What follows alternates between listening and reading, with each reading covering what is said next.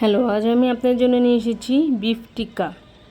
Beef টিক্কা বানাতে লাগে হলো গরু বিফ এবং বুটের ডাল। এই দুটো আমি সিদ্ধ করেছি মশলা দিয়ে, আদা রসুন গরম মশলা হলুদ গুঁড়া মরিচের গুঁড়া দিয়ে আমি এটা সিদ্ধ করেছি। গরম মশলার আমি গুঁড়াটাই ব্যবহার করেছি। সিদ্ধ করে এটা আমি পাটায় বেটে নিয়েছি। আপনারা ইচ্ছা করলে ব্লেন্ডারও করতে পারেন।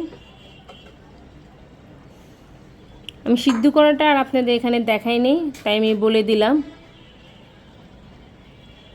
এখন আমি এটাকে মাখাবো।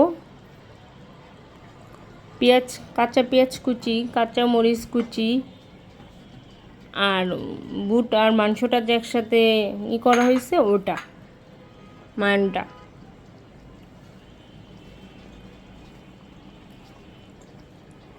আর এখানে আমি ধনিয়া পাতা পুদিনা পাতা দুইটাই ব্যবহার করেছি, কারণ এটার মধ্যে ধনিয়া পাতা পুদিনা পাতা দুইটাই ব্যবহার করতে হয়। দুইটা ব্যবহার করলেই খেতে টেস্টটা ভালো আসে। আপনাদের যদি মনে হয় যে কোনো একটা দিবেন তো আপনাদের ইচ্ছা দিতে পারেন। এখন কুরবানি ঈদ গিয়েছে, সবার বাসায় কম বেশি মাংস আছে, তো তৈরি করে খেয়ে দেখতে পারেন।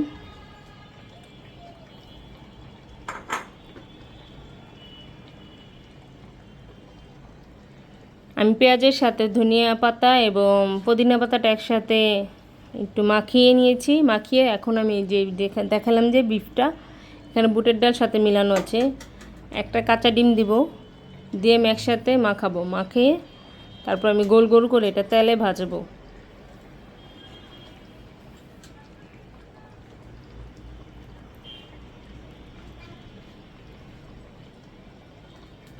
আমি এখন আর কোনো হলুদ মরিচ ব্যবহার করিনি, কারণ আমি সিদ্ধ সুমি দিয়েছিলাম।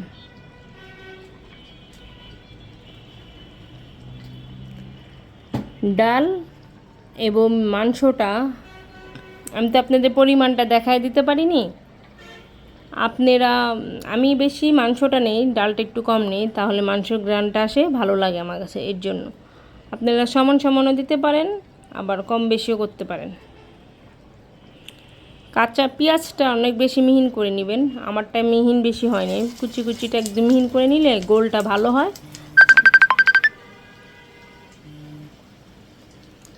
আর ছুটে না। তাহলে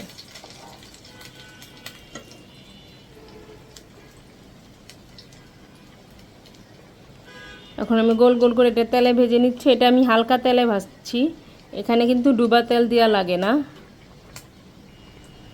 আমি দুই হাতে একসাথে করে গোল করেছি, কারণ এক হাতে হচ্ছে না সুন্দর, তাই। আপনারা বাসায় ট্রাই করে দেখতে পারেন। আপনাদের সবার কাছে একটা রিকোয়েস্ট, প্লিজ লাইক এবং সাবস্ক্রাইব করে দিবেন। আপনারা যদি লাইক সাবস্ক্রাইব না করেন তাহলে তো হবে না, কারণ আপনারা ছাড়া কেউ করার নাই। তো আপনারা সবাই করবেন, এটা আশা করি। ভালো থাকবেন, সুস্থ থাকবেন, সবাই দোয়া করবেন। আল্লাহ হাফিজ।